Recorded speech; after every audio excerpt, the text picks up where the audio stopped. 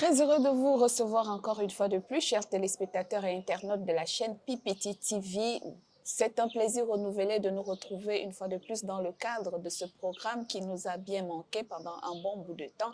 Il s'agit du livre spécifique, du programme spécifique qui nous permet d'étudier un certain nombre d'ouvrages, mais surtout les ouvrages de l'esprit de prophétie de l'auteur Ellen G. White. Et nous avons commencé cette série avec le livre de Tragédie des siècles où nous avons ensemble, à travers les voies techniques digitales, étudié le premier chapitre, Destruction de Jérusalem, et le deuxième chapitre, la persécution des chrétiens au premier siècle. Après, nous avons abordé un tout petit peu le chapitre 3 et le chapitre 4, mais nous voulons davantage revenir sur le chapitre 3 ce matin. Donc, ce jour, dont le titre est l'apostasie. Avant donc d'aborder ce chapitre en profondeur, ce que nous révèle Madame White dans ce livre-là et quelles sont les leçons à retenir capitales pour nous, je voudrais vous présenter l'un des intervenants clés qui, avec nous, nous avons travaillé sur le point digital, mais aujourd'hui, nous le recevons en présentiel. Il s'agit du pasteur Jean-Pierre Moulumba. Bonjour, pasteur. Bonjour Florence. Merci d'être parmi nous une fois de plus. Et avant donc d'introduire le chapitre 3, dont le titre est l'apostasie, nous allons demander au pasteur de nous unir par sa prière. Prions le Seigneur. Seigneur notre Dieu, nous te rendons grâce pour tous les bienfaits dont tu ne cesses de nous combler tous les jours de notre vie. Merci de nous donner l'occasion de passer en revue l'histoire de l'Église chrétienne. Et nous voulons, Seigneur, que tu nous diriges dans cette étude afin que ton esprit seul puisse diriger tout ce que nous allons faire. Et cela pour la gloire de ton nom. C'est au nom de Jésus que nous te demandons ces grâces. Amen. Amen. Comme nous le disions à l'entame de ce programme, cette émission a pour but d'étudier un certain nombre d'ouvrages chrétiens, parmi lesquels les ouvrages de l'esprit de prophétie avec pour auteur Madame Gould White. Et nous avons commencé par l'un des livres les plus spécifiques. Il s'agit du livre des Tragédies des siècles. Aujourd'hui, nous allons reprendre ensemble en présentiel avec le pasteur l'analyse et l'étude du chapitre 3 intitulé l'apostasie. Dans cette lecture, quand nous entrons en introduction, la sœur aborde le chapitre sur l'apostasie à travers un texte, celui de 2 Timothée, chapitre 2, du verset 3, 4 et le verset 7, qui nous disent que personne ne vous séduise d'aucune manière, car il faut que l'apostasie soit arrivée auparavant et qu'on ait vu paraître l'homme du péché, le fils de la perdition. L'adversaire qui s'élève au-dessus de tout ce qu'on appelle Dieu et de ce qu'on adore, jusqu'à s'asseoir dans le temple de Dieu, se proclamant lui-même Dieu. Et au verset 7, l'apôtre Paul dit, car le mystère de l'iniquité agit déjà, il faut seulement que celui qui le retient encore ait disparu. Pasteur, donc, faisons un lien entre cette parole de l'apôtre Paul dans le livre de 1 Thessaloniciens, à l'entame de ce chapitre sur l'apostasie. Quelle leçon biblique ou quelle vérité biblique se dégage de cette réalité? Cela me porte déjà vers le livre de Daniel, chapitre 7, verset 25, où il était question de la petite corne. La petite corne qui allait monter au-dessus du trône de Dieu, comme il est écrit en Ésaïe, en Ézéchiel, et qui allait fouler aux pieds l'œuvre de Dieu et qui allait en même temps persécuter les gens qui vont suivre la saine doctrine. Et cette petite corne qui va parler contre Dieu, qui va même se prévaloir d'être Dieu. Alors ça me fait penser à cela, ça me fait penser à l'Église chrétienne après la Palestine. Quand l'Église a quitté la Palestine pour aller en Europe, sous l'occupation romaine, elle est arrivée à Rome, et là, nous voyons s'infiltrer dans l'Église un certain nombre de mauvaises pratiques et doctrines qui rentrent dans l'Église, et cela se fait à travers un imposteur qui s'appelle Constantin, qui est l'empereur. Et vous savez, à Rome, les empereurs étaient en même temps des pontifes, ils se faisaient appeler souverains pontifes, et il va feindre d'être devenu chrétien, et là, il va infiltrer l'Église et mettre des pratiques qui ne sont pas des pratiques bibliques. Et l'une des choses qu'il a amené là-bas, c'est l'adoration du dimanche. Et nous voyons là que le christianisme est en train petit à petit de devenir une religion d'État. Maintenant, tout est dirigé par l'État. Lui-même, Constantin, va transférer le pouvoir, son pouvoir qu'il avait, le pouvoir religieux, à l'évêque de Rome, qui va devenir le pape. Et le pape, c'est celui-là le remplaçant de Dieu, le vrai remplaçant de Dieu. Peut-être nous allons y revenir en profondeur en poursuivant la lecture du livre de Tragédie des siècles. D'abord, quelle différence, qu'est-ce qu'on appelle l'apostasie en fait? Oui, l'apostasie, c'est le fait d'embrasser des doctrines qui ne sont pas bibliques, des choses qui viennent de l'extérieur. C'est le fait de refuser d'être conduit par Dieu. C'est ça l'apostasie. Le fait de dire, j'ai la possibilité de gérer ma conscience. Je n'ai pas besoin d'une conscience supérieure. C'est cela l'apostasie. Alors, on a essayé de voir comment l'apostasie a infiltré l'Église au fil des temps. Ça commence par un mélange de vérité et d'erreur ou de mensonges. Alors, quels sont en dehors du changement du calendrier et du jour de repos de Dieu, quels sont les autres types d'éléments cultuels ou religieux qui démontrent la présence de l'apostasie aujourd'hui dans le milieu chrétien ou milieu religieux? L'idolâtrie. Il y a l'idolâtrie, donc le culte des images, le culte des statues, le culte des anges, le culte des hommes, des saints, qui deviennent, qui sont spiritualisés. Quand bien même ils sont morts, hein, on pense toujours qu'ils existent, ils sont là, ils nous influencent. Et là, la doctrine de l'immortalité de l'âme, c'est cela. Et on regarde aussi là-dedans les indulgences, la pénitence, le fait de penser que si je me fais souffrir, le Seigneur va être attendri et il va accepter mes prières. Et le fait même d'avoir ce qu'on appelle le purgatoire, c'est-à-dire un endroit où quelqu'un qui a péché peut aller, il peut passer par là pour être purifié, et puis du coup, la personne devient sainte, elle peut aller donc au ciel. Comme si le ciel existait déjà, comme si le paradis est confondu, parce que quand on parle du paradis, on parle du ciel, et nous savons que le paradis, c'est ici-bas. Donc il y a tout cet amalgame des choses qui font que l'Église a été complètement déstabilisée. Et il y a encore certaines pratiques aujourd'hui qu'on voit dans le milieu chrétien, l'utilisation des ornements sacrés, de l'eau bénie, de l'eau sacrée, des pierres, des talismans, des colliers. Est-ce que cela ne renvoie pas à une espèce d'autre forme d'idolâtrie? Exactement, c'est de l'idolâtrie, parce que l'idolâtrie, en fait, c'est faire d'un objet son Dieu. Quand vous croyez que la rosaire vous donne l'accès à Dieu et ça vous donne la possibilité de recevoir toutes les bénédictions dont vous avez besoin, ça remplace votre Dieu, ça devient votre Dieu en fait. Ça remplace Dieu, ça devient votre Dieu.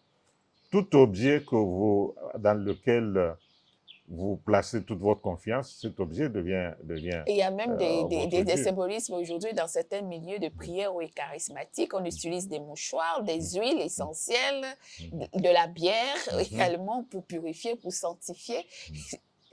Toutes ces choses-là qui sont devenues comme une transposition des éléments du culte paganisme dans le système d'adoration divin. Quel danger, comme vous êtes en train de le dire, cela nous détache. Parce que est-ce qu'on a besoin de s'approcher de Dieu en utilisant des éléments extérieurs? Je vais te choquer, Florence. Il y a une fois, j'avais quelques problèmes et puis quelqu'un est arrivé chez moi et me dit, pasteur, vous voyez, pour que tous ces problèmes se terminent, il faut prendre du sel et puis jeter autour de la maison. Comme ça, les esprits ne vont plus s'approcher. Quand vous allez dormir, mettez un oignon juste au chevet et les esprits ne vont pas se balader par ici. J'ai beaucoup ri, j'ai dit, mais est-ce que j'ai besoin des objets pour que ça me protège? Parce que j'ai déjà un Dieu qui me protège. Alors, si j'ai un Dieu qui me protège, pourquoi est-ce que je vais recourir aux objets? Parce que la voix de Dieu, la parole de Dieu seule, elle est capable. Et il faut que moi-même, je m'approprie ce que Dieu me donne comme influence à travers le Saint-Esprit et par ma parole. Je peux dire au démon de ne pas s'approcher de moi. Donc voilà, aujourd'hui, il y a toute espèce de ces choses qui sont entrées. Dans le temps, on disait que c'était seulement l'Église romaine, mais maintenant, je pense que c'est toutes les églises chrétiennes ont la possibilité de faire ceci. Par exemple, j'ai vu quelqu'un qui dit, moi, quand je dors, je mets ma Bible à mon chevet, comme ça, ma Bible va me protéger. Est-ce que la Bible peut protéger quelqu'un? La Bible, c'est un livre, mais est-ce que ça va protéger quelqu'un? J'ai vu aussi quelqu'un mettre la Bible sur quelqu'un qui était possédé et il dit, il met la Bible. Est-ce qu'on a besoin de mettre la Bible sur quelqu'un qui est possédé, croyant qu'en le faisant, l'esprit va partir? Donc, je pense que nous avons une force qu'on ignore, nous les chrétiens, la force du Saint-Esprit. Le Seigneur nous a donné cette force et nous avons besoin tout simplement de faire appel au Seigneur. Il vient nous rendre visite et il peut détruire toutes les barrières du diable qui se laissent sur notre chemin. Merci, pasteur. Dans ce chapitre-là, la sœur White a beaucoup développé l'influence de la papauté dans le jeu ou les modifications de la loi de Dieu ou les changements ou l'influence politique sur les décisions de l'État, des taux de choses. À quel moment et comment est-ce que la puissance de la papauté a-t-elle pris envergure au point où même les leaders politiques du monde ou les nations lui accordent plus de crédit? Oui, d'abord avec Constantin. Comme Constantin a donné son pouvoir religieux, il a donné ça au pape, il a fait du pape un potentat. Parce que maintenant, pour que chaque roi puisse être intronisé, il faut la présence du roi. C'est plutôt du pape, c'est le pape qui met le roi sur le trône. Alors, à partir de ce moment, donc l'Église et l'État sont jumelés, marchent ensemble. Et de cette manière-là, c'est le pape qui est le chef religieux et le chef politique en même temps. Et c'est pour cela que nous allons voir dans la suite que tous les pouvoirs politiques devaient se soumettre au roi jusqu'en 1798, où un général, le général de Napoléon, qui s'appelait Berthier, a emprisonné le pape. Et le pape a perdu son pouvoir. Mais tout au long de l'histoire chrétienne, c'est le pape qui avait la puissance même de tuer ou bien d'empêcher quelqu'un de mourir. Dans ce sens que si quelqu'un avait été jugé comme hérétique parce qu'il n'a pas accepté les pratiques païennes qui sont entrées dans l'Église, le pape avait le droit de l'envoyer au bûcher pour qu'on le brûle vif. Mais le pape avait le droit de vie ou de mort sur toutes les personnes qui étaient membres de l'Église romaine. Et justement, on appelle cette église aujourd'hui l'Église catholique romaine, ça veut dire l'Église universelle. Et les gens ont tendance à justifier que l'Église catholique a cette influence sur les systèmes religieux du monde parce qu'on se rend compte que même avec le mouvement protestantiste, né plus tard, aujourd'hui, la plupart des religions protestantes ont adhéré à un bon nombre de doctrines ou de dogmes enseignés par l'Église catholique, telles que la célébration des fêtes religieuses comme Noël, comme Pâques, comme Ascension, comme Assomption, qui sont devenues des fêtes purement mondiales. Et tout le monde y adhère, même sur le plan étatique. On a même sur la plupart des législations et des constitutions adopté des jours de fêtes religieuses adaptés à ces religions, à ces fêtes religieuses que l'Église catholique a imposées.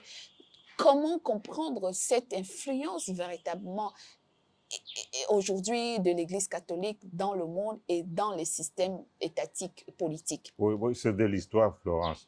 L'histoire nous dit clairement que depuis le Moyen-Âge, la période sombre, depuis le Moyen-Âge jusqu'aux environs du XVIIIe siècle, l'Église catholique avait la primauté, l'Église catholique s'imposait. Je venais de parler ici du fait que le général Berthier a arrêté le pape Pie X, et le pape est mort même en exil, en prison. Et à partir de ce moment-là, le pouvoir du pape était diminué. Quand on regarde Apocalypse, le livre d'Apocalypse, verset 12 et chapitre 12 et chapitre 13, là, on voit que la force du pape est revenue. Les chrétiens qui étaient persécutés en Europe, ils sont partis dans le Nouveau Monde, en Amérique. Ils ont émigré, ils sont allés en Amérique. Et là, en Amérique, ils ont fondé les églises traditionnelles que nous avons aujourd'hui, c'est-à-dire les baptistes, les pentecôtistes, Les méthodistes les et tout le méthodistes reste. et tout le reste.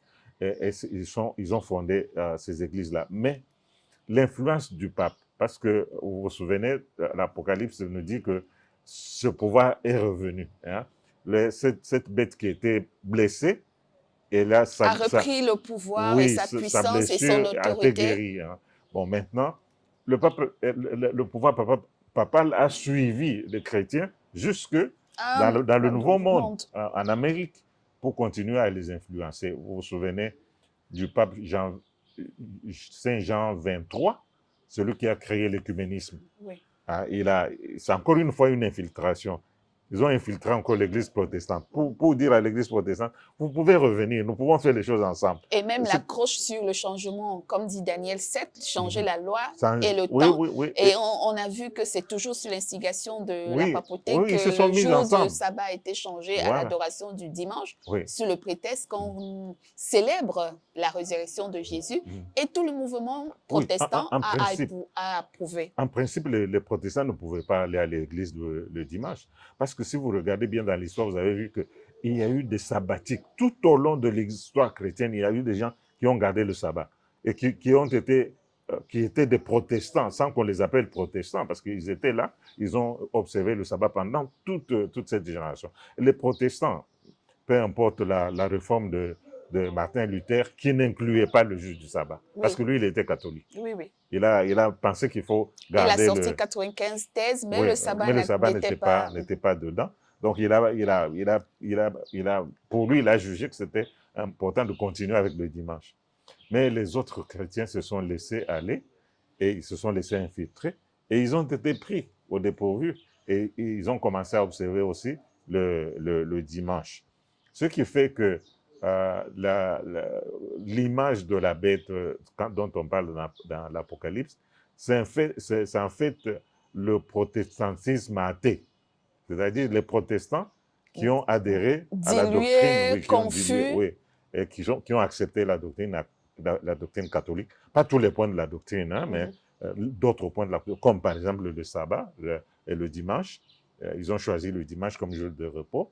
Et il y a les fêtes, vous en avez parlé. Les fêtes religieuses, oui. La fête de Pâques, la fête de Pentecôte, la fête de l'Ascension, toutes les fêtes qui étaient l'ombre des choses à venir. Même aussi les offices pour les morts, tout ça. Je suis allé à un enterrement qui était fait par les protestants. Quelqu'un d'entre eux était mort. Et ils ont dit, Seigneur, reçois l'âme de notre défunt maintenant, reçois. J'ai dit, mais depuis quand est-ce que les protestants utilisent le même langage qui ressemble aux messes de Requiem et tout ça. C'est cela, vous voyez qu'il y a cette infiltration-là. Maintenant, c'est dit, elle parle vraiment beaucoup de l'influence du pape, de la papauté dans le système religieux, mais on est davantage interrogé par qu'est-ce qui fait sa puissance, en fait, la papauté? C'est le fait, qu'est-ce qui fait problème? Est-ce que c'est le fait qu'il prend la place de Dieu et décide de changer des choses sous couvert qu'il est le représentant de Dieu sur terre? Parce qu'après, on va voir comment c'est quand même extraordinaire de découvrir que, tel que récemment, nous avons vu le décès du pape François, nous avons vu ses obsèques, nous avons vu l'élection du nouveau pape, le pape Léon XIV, et on voit que autour du pape, le monde entier s'est cristallisé autour de ces événements et on revoit que entre la papauté et les puissances mondaines, il y a comme une coalition, une alliance qui ne dit pas son nom, parce que c'est quand même étonnant que de toutes les religions du monde, l'Église catholique a quand même des représentations diplomatiques un peu partout dans chaque nation. Cette alliance-là, comment expliquer la puissance de l'autorité papale sur le monde? Alors, j'en ai parlé un tout petit peu juste au début, en 313. Il y a l'édit de Milan. C'est à cette époque-là que le pouvoir religieux et le pouvoir politique avait été donné au pape par l'empereur Constantin. À partir de ce moment-là, vous voyez que la religion, le catholicisme ou la religion romaine devient une religion d'État. Vous savez pourquoi il y a des problèmes dans le monde? C'est quand l'État devient un État religieux. Là, il y a vraiment des problèmes. Voilà. Parce que la religion, on est supposé être dans la liberté religieuse. C'est-à-dire que tout le monde a sa conscience. Voilà. Vous voyez, quand vous parlez de la charte des droits de l'homme, vous voyez que chaque personne a sa religion et on ne doit pas l'intimider. Mais malgré cette charte, il y a une religion qui fait qui la politique, impose et qui nomme des ambassadeurs. Qui nomme des ambassadeurs. Qui sont les nonces apostoliques. C'est un État. Voilà. Donc le Vatican est un petit État, le plus petit État du monde. Mais qui influence les décisions, et parce que parfois, à chaque chose, on essaie de dire l'avis du pape et on prend en considération. Et nous ne pouvons pas nous étonner parce que c'est le pouvoir qui avait été donné, quand vous lisez le chapitre 13 de l'Apocalypse, la bête a eu ce pouvoir du dragon. C'est le dragon qui lui a donné ce pouvoir. Et le dragon, c'est l'ennemi de Dieu. Il lui a donné ce pouvoir et il exerce le pouvoir qui lui a été donné pour un peu de temps, bien sûr, parce que le Seigneur pouvait arrêter toutes ces choses, mais il a mis un terme, il a mis une date, une période pour pouvoir arrêter toutes ces histoires. Alors, à cause de cela, il a le pouvoir, il s'appelle Dieu. D'ailleurs, son titre, c'est Vicarius Filii Dei.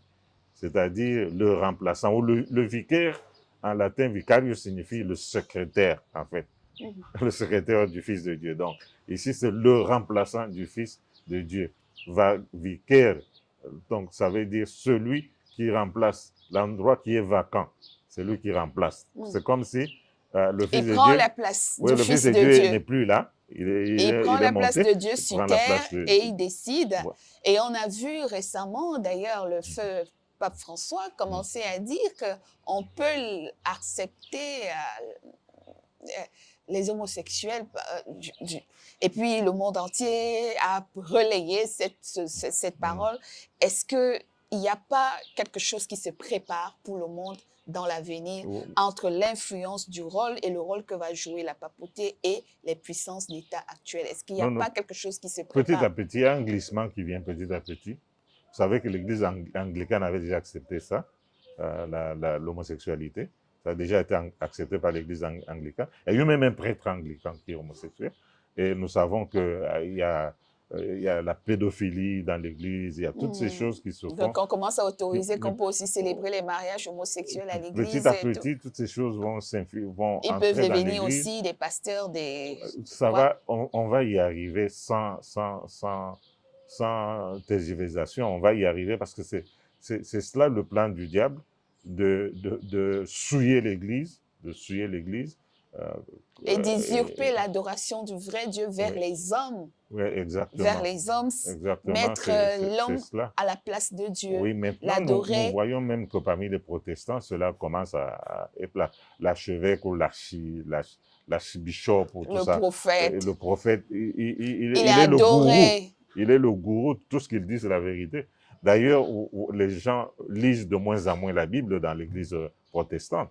Les gens vont à l'église sans Bible parce que ce n'est pas nécessaire. C'est-à-dire que le papa, qui est leur pape aussi, parce que c'est la même chose.